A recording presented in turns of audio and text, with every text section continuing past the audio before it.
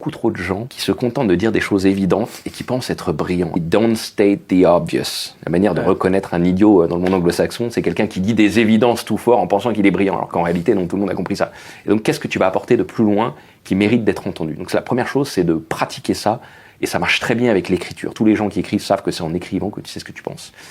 Et deuxièmement, et je vais faire le lien avec le travers de notre époque, c'est de se reposer sur les gens qui ont pensé avant nous. Il y a des gens immensément talentueux, qui ont traversé les siècles, qui ont produit des idées, c'est les penseurs, c'est les intellectuels, les philosophes, les historiens, les scientifiques, et donc il faut lire ces gens-là, il faut travailler leurs idées, parce que en fait, quand tu penses, quand tu t'adonnes à la réflexion, tu combines, tu relis toutes ces idées des grands penseurs, tu te les appropries déjà, alors il faut les citer évidemment, parce que c'est leur réflexion, et ensuite tu construis par-dessus. Tu vas les relier, tu vas les critiquer, tu vas en faire des cas particuliers pour trouver des règles plus générales.